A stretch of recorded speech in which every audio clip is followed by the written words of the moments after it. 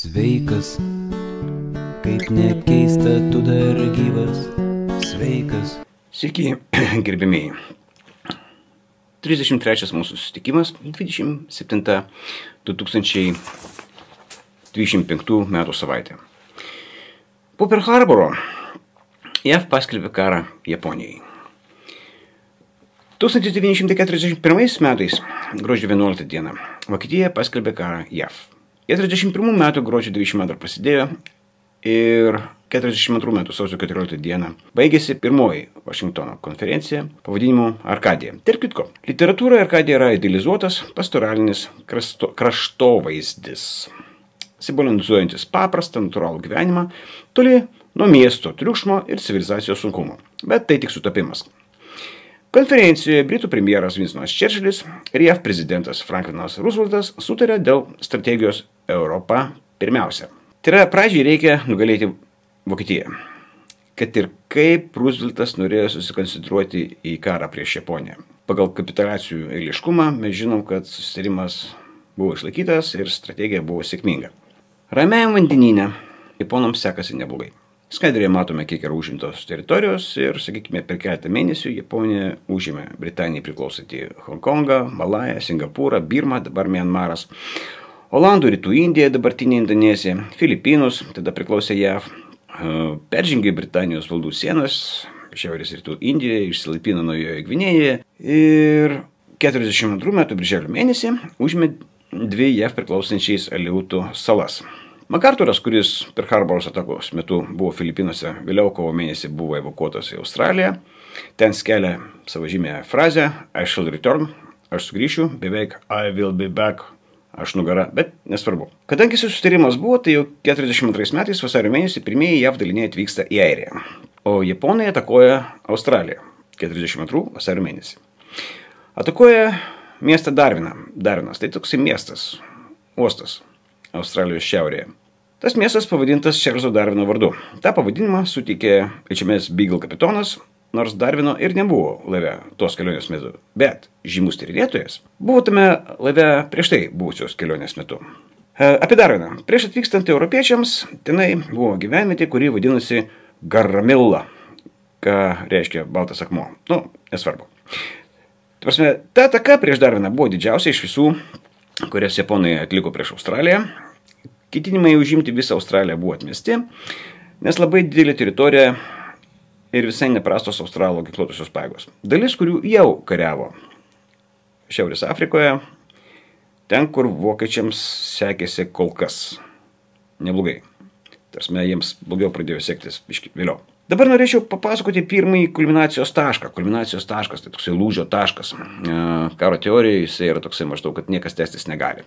Paraleliai galima papasakoti tokią istoriją, kad kai jūs imat teniso kamuoliuką ir metate viršų, jisai eina į viršų, paskui pakimba ore, tai yra kulminacijos taškas. Tai yra į viršų jisai neis, jisai gali kristi. Bet tol, kol kamuoliukas nenukrito, turi veikti žemės trauka. Taigi, nepaisant to, kad tas kulminacijos taškas, apie kurį aš tai papasakosiu, tas Midvėjaus mūšis įvyko, tai nereiškia, kad karas Pasifike baigėsi. Tarsi, turėjo kautis dar ir toliau. Tęsiant pokalbį, dar reikėtų pasakyti, kad Erikas von Manšteinas baigė Krymo užimimą. Taigi, baigėsi Sevastopolio bultis ir sovietai ten pasidavė 1942 Liepos 4 dieną. Liepos 4 dieną labai įdomi data. Mes juk žinom, čia Jungtinių valstijų nepriklausomybės diena. Taigi toliau vokiečiai iš Krymo planavo eiti Kaukazo naftos, bet nelabai gavosi. Ką būtų galima pavadinti strateginę klaidą. Ramiajame vandenyne dėliojasi prioritetai, kadangi vandenynas didelis. Tai esminiai taikiniai yra lėktuvnešiai ir lėktuvai. Lėktuvai ne visi yra lėktuvnešiuose. Jungtinės valstijos turi nemažai lėktuvų ir salose. Taigi, ką dar reikėtų pasakyti? Mes labai dažnai visą garbę ir šlovę dėl pavykusių operacijų. Operacija – tai taktinių veiksmų seka apibendrinta bendrų tikslų. Priskiriame kovojusiems. Pavyzdžiui, USS King tai yra eskadrinis minininkas. O USS Nimitz yra lėktuvnešis. Nors Kingas buvo visų karinių jūrų pajėgų vadas Jungtinių valstijų, tai yra visi vandeninai, ir Atlantas, ir Šiaurės, Arkties, visi konvojai, ta prasme, viskas jo atsakomybėje. O Nimicas kariauja tik tai ramiajame vandenyne. Nesvarbu. Taigi, esminis karo principas, kuriuom norėjo pasinaudoti japonai, buvo netikėtumas. Netikėtumas yra tada, kai jūs pasirenkat laiką, vietą ir veiksmą.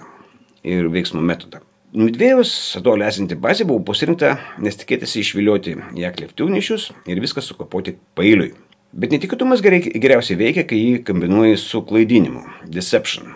Todėl ir buvo puoltos Aliutų salos prie Aliaskos, siekiant nuvilioti tenai JAF laivyną. Atstumai dideli, vadinasi, grįžti iki Midvėjaus reikės laiko. Dar reikia prisiminti, kad ką tik gegužės mėnesį 42 buvo Koralų jūros mūšis ir ten JAF prarado vieną lėktuvnešį, USS Lexington, o USS Yorktown patyrė labai rimtų sužalojimų. Reikėtų dabar pasakyti, kad Yorktownas grįžo į Pearl Harborą remontui ir jisai spėjo pareiti iki Midvėjaus, kai jam ten reikėjo būti. Kas dar labai svarbu, yra tokia žvalgybos rūšis. COMINT vadinasi, Communications Intelligence. Tai yra klausomasi komunikacijos ir jinai yra atkoduojama. Ir Jungtinės valstijos perėmė signalą ir suprato, ten koduotas 2 raidžių pavadinimas, kad bus puolama kažkokia sala. Tam, kad išsiaiškinti, kokia sala bus puolama, amerikiečiai paleido tokį pranešimą, kuris buvo klaidinantis. Maždaug Midvėjoje yra problemų, trūksta geriamo vandens. Ir paskui perėmė kitą pranešimą, kad objektas turi problemų su geriamu vandeniu. Jie jau žino. Tai tokiu būdu 3 lėktuvnešiai, Enterprise, Hornet ir Yorktown, čia tas, kuris Koralų jūroje buvo pažeistas, eina link Midvėjaus. Kadangi lėktuvnešiai po vieną nevaikšto, jie turi dar virš 20 laivų, tame tarpe 14 povandeninių valčių. Ir turi krūvą lėktuvų. Per visus lėktuvnešius turi 233 lėktuvus, pačiam Midvėjoje turi 127 lėktuvus. Apie 360 iš viso. Japonai turi 4 didelius lėktuvnešius Akagi, Kaga, Soryu ir Hiryu. Dar kreiseriai iš viso apie 70 laivų, 14 tame tarpe povandeninių valčių. Ir jie turi savo žymiosius Zero Fighterius, turi D3A Val, turi B5N Kate. Tai esmė tame, kad tie Val ir Kate jie gali nešioti ir torpedas, ir bombas. Tai yra galima pakabinti skirtingus dalykus. Birželio 4. Labai anksti japonai pradeda siųsti savo lėktuvus žvalgytis. Nes visgi galvoja, gal koks vienas lėktuvnešis bus. Bet jie nesitikė tenai 3. Jie tikisi kokį vieną, bet pagrindinis darbas yra sudaužyti Midvėjaus bazę, 2 salų. Ir jie per 10 minučių paleidžia 108 lėktuvus. Ir lėktuvai taip kaip ir neblogai prasineša, bet vadovaujantis karininkas sako, reikalingas antras smūgis, nes pagrindinė sala pažeista negalutinai. Jinai vis dar funkcionuos. Tokiu būdu lėktuvai nusileidžia ir jie kabina bombas. Bet kadangi yra radio tylos procedūra, tai niekas dorai nežino, kas vyksta. Bet atsiranda lėktuvai, kurie yra ne B-17. Nes B-17 yra land-based, tai yra pakyla nuo Midvėjaus, tai yra kai tik tai žvalgyba Katalonija pranešė, kad lėktuvnešių grupė yra, japonų lėktuvnešių grupė yra, tai praktiškai visi Midvėjaus antžeminės aviacijos padaliniai pakilo į orą. B-17 Flying Fortress gali skristi aukštai, bet praktiškai jie mėtė bombas ir nelabai kur pataikė. Bet japonams, jūs sėdite ant denio ir matote lėktuvus, vis tiek reikėjo šaudyti į juos. Tai yra prieš lėktuvinį gynybą šaudė į lėktuvus, kurių nelabai galėjo pasiekti, taigi ištaškė dėmesį ir šaudmenis. Bet čia dar ne pati didžiausia klaida. Didžiausia klaida yra tokia, kad kai lėktuvai grįžo ir pradeda kabinti šitas bombas tam, kad Midvėjų damušti, visgi žvalgyba praneša, kad galimai yra arti lėktuvnešiai. Ir tada Nagumo galvoja, tai man dabar Medvėjų bombarduot ar ieškoti lėktuvnešių. Bet kadangi buvo sugedęs žvalgybinis lėktuvas, tai jisai išskrido žvalgytis pusę valandos vėliau, tai pusvalandis buvo prarastas. Taigi, japonai kabina bombas, tada paaiškėja, kad reikia daryti ne Medvėjaus bombardavimą, o kontrataką, nes iškyla gyvybiškai svarbi grėsmė. Ir tada jie, kaip sakant, siunčia, kaip sakant, bet tol, kol jos ten pylė kurą,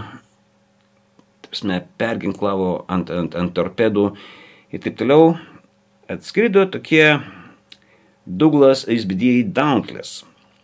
Tai tie lėktuvai ir padarė didžiausią darbą, ko finale, kaip sakant, sudaužė tą laivyną velniop. Bet sudaužė kaip? Kad nuskendo visi 4 lėktuvnešiai – Akagi, Kaga, Soryu ir Hiryu. Dar vienas kreiseris, kaip sakant, paskendo, dar keletą laivų sunaikinta, tai yra pažeista. Iš viso japonai prarado 248 lėktuvus. Žuvusių žmonių 3000, biški daugiau.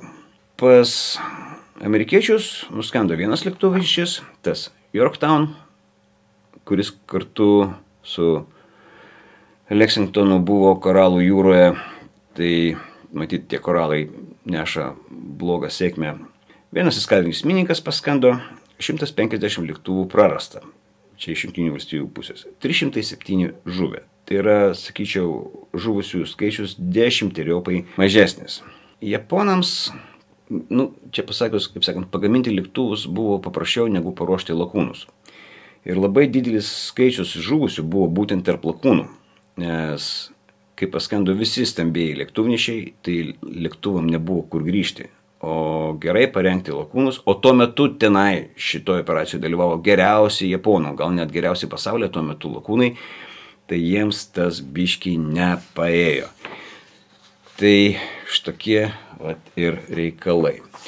Norėtųsi dar ką nors papasakoti, bet esminis dalykas yra tas, kad laikas buvo prarastas perginkluojant, radio tyla nedavė laiko sureaguoti tinkamai ir prioritetai buvo sudėlioti neteisingai. Tai ir buvo lūžio taškas. Iš viso pas japonus buvo 8 lėktuvnešiai, iš likusių 4, kurie dar liko, 2 buvo mažesnių pajėgumų. Taigi, japonai padarė krakt. Jie dar neprarado dominavimo. Jie dar kontroliuoja didžiasias teritorijas, bet Jamamoto planas pastumti liniją už Medvėjaus ir kontroliuoti daugiau Ramiojo vandenyno ir neleisti amerikiečiams, Jungtinėm valstijom dominuoti vandenyne ir ore neišėjo.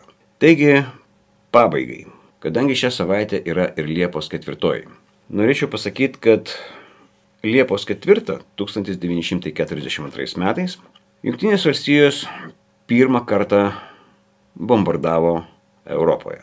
Tai yra, jau bombardavo Europoje. Ir jie pavadino tą skrydį, ten buvo keli taikiniai ir naftos perdirbimo įmonės ir pakilimo takai Olandijoje. Jie pavadino tai 1942 metų nepriklausomybės dienos reidas. Įvyko ir kitų dalykų, pavyzdžiui, konvojus PQ-17. Dingo, nuskendo Arktyje. 153 civiliai jūreiviai žuvo, 23, kiti sako, 24 laivai nuskendo. Krovinys 3350 automobilių nuskendo, 210 lėktuvų nuskendo, 430 tankų nuskendo. Čia aš apie Lend-Lizą. Ir dar, nežinau, 100 tonų, gal ir daugiau kitokių krovinių. Visai nesenai internete pamačiau sagą. Žvaigždė, kūjis pjautuvas antroji pusė Čikago. Jungtinės valstijos netgi sagas štampavo Sovietų sąjungai. Ir kai Sovietų sąjunga sako, mes nepakankamai įvertinti dėl mūsų indėlio į antrąjį pasaulinį karą, tai žinokite, niekas nenuvertina, bet indėlis buvo visų. Taigi, Dabar jau visai pabaigai. Midvėjaus bazė buvo uždaryta 1993 metais. Dar kurį laiką salos buvo kaip turistinis objektas, bet mes pasižiūrėkime skaidrę, kokie atstumai. Tai toks turizmas, tokie atstumai, o Midvėjus, tai būtų pusiaukelė. Tai mes matome, kiek kilometrų yra nuo San Francisco iki Midvėjaus ir nuo Midvėjaus iki Tokijo. Labai rimti atstumai. Kraštinė skaidrė šiandien.